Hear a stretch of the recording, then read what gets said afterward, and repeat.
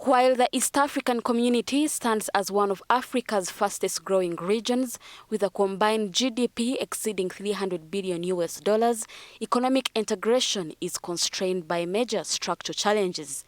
Despite years of efforts to deepen the common market and boost cross-border trade, intra-regional commerce remains relatively low, accounting for less than 20% of total exports. Tax-to-GDP ratio is still oscillating between 11 and 15%, and it's constraining financing capacity. But also we see another reality that debt servicing is draining resources from the budgets of respective EAC partner states.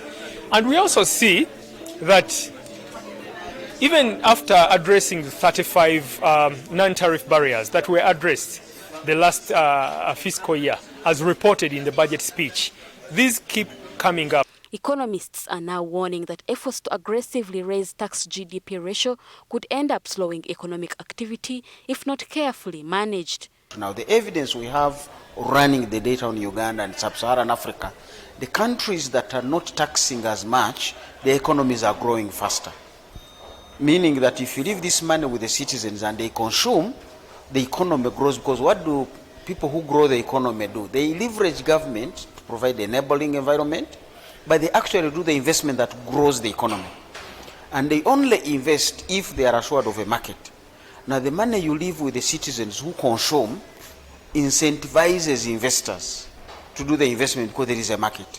And when you look at the GDP for Uganda, that's the size of the economy, 70% of it is coming out of consumption by households.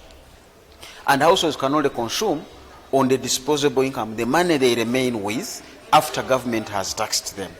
So it looks like somehow there is an indirect benefit that when government doesn't tax heavily, the people remain with this money and go and consume it, incentivize investors, who investors do a good job at producing what the people need, and the economy grows faster.